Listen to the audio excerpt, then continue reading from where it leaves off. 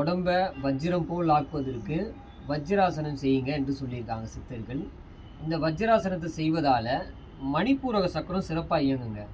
மணிப்பூரக சக்கரத்தில் என்னென்ன உறுப்புகள்லாம் இயங்குது பார்த்தீங்கன்னா, வயிறு, மண்ணீரல், அதே போல் கல்லீரல், பித்தப்பை, சிறுகுடல், மலக்குடல், சிறுநீரகம், சிறுநீரகப்பை, அதே போல் நுரையீரல்.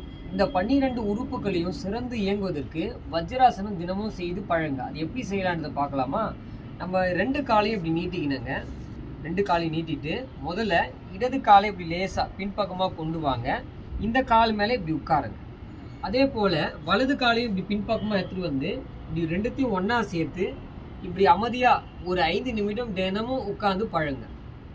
இப்படி உட்காரும் பொழுது குறிப்பாக பார்த்தீங்கன்னா இந்த மணிப்பூரக சக்கரம் சிறப்பாக இயங்கும். இப்படி மணிப்பூரக சக்கரம் சிறப்பாக இயங்குச்சுன்னா நல்ல ஜீரண சக்தி